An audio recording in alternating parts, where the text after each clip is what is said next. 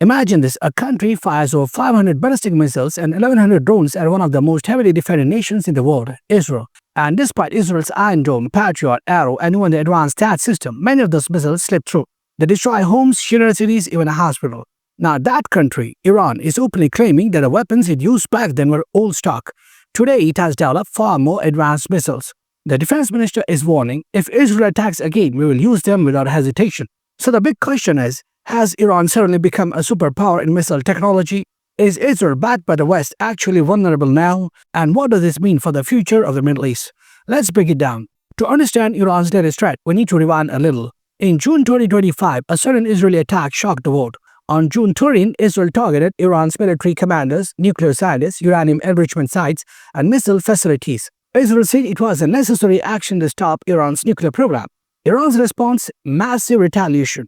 They launched 500 ballistic missiles and 1100 drones at Israel. According to Israel's official figures, 26 missiles and 1 drone actually hit populated areas. This caused 31 deaths, 3,000 plus injuries, and damaged over 2,000 homes, 2 universities, and a hospital. Now, you might think 36 out of 500 doesn't sound like much. But here's a catch. Israel has some of the best defense systems in the world. Even a handful breaking through is a big deal. Iran's defense ministry later said, these weren't even our best weapons. They were made years ago. Now fast forward to today, Iran's Defense Minister Brigadier General Aziz Nasser and Air Force Chief Nasser Zadeh have both made bold claims. They are saying the missiles used in the June war were old. Today, Iran has far superior missiles, faster, more precise, longer range. And if Israel embarks on adventurism again, these weapons will be used immediately. Nasser Zadeh even boasted, in the early days of the war, only 40% of our missiles got through. But by the end, 90% were hitting the targets.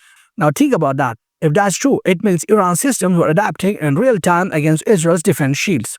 That's a nightmare scenario for Israel. Now, you might ask, so what? Missiles, wars, threats, haven't we seen this before? Yes, but here's why this matters. 1. Israel's defense shield breached.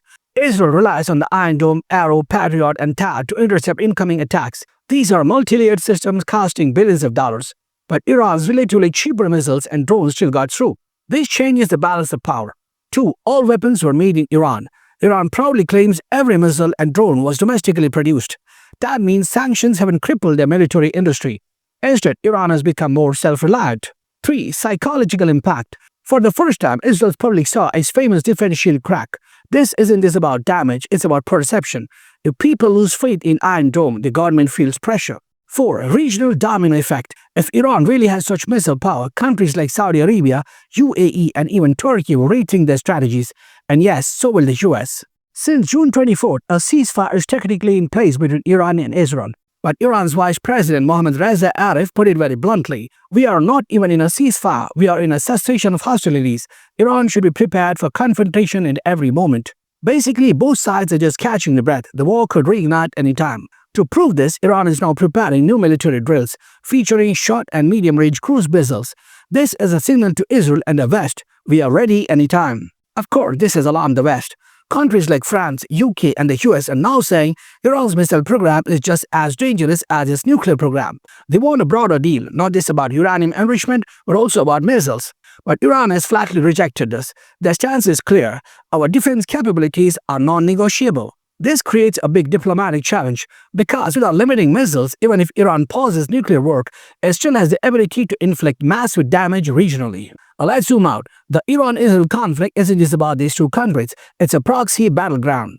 US and Western allies back Israel. Russia and sometimes China lean toward Iran, or at least oppose Western dominance.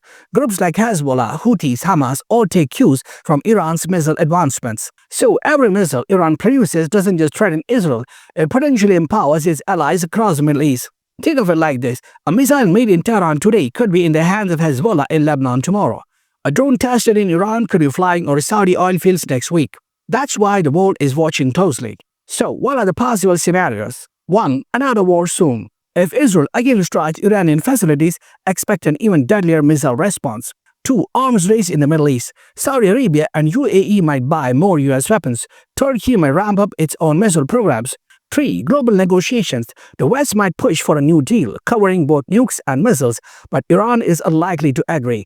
4. Unstable Cold War. The most likely scenario, both sides continue to threaten, prepare, and test weapons without an immediate all-out war, but one mistake, one miscalculation could trigger disaster. So here's the bottom line. Iran is claiming it now has missiles far stronger than before and is openly warning Israel. Now, whether that's propaganda or reality, one thing is clear.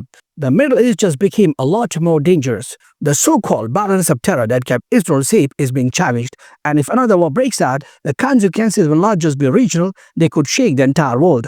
Now, what do you guys think? Is Iran bluffing about its missiles, or is Israel really vulnerable now? Let me know your thoughts in the comments. If you found this breakdown useful, make sure to like this video, share it with friends, and subscribe for more deep dive analysis into world politics. And remember, sometimes wars are not just fought on the battlefield, but in the mindset of fear and deterrence. Stay informed, stay curious.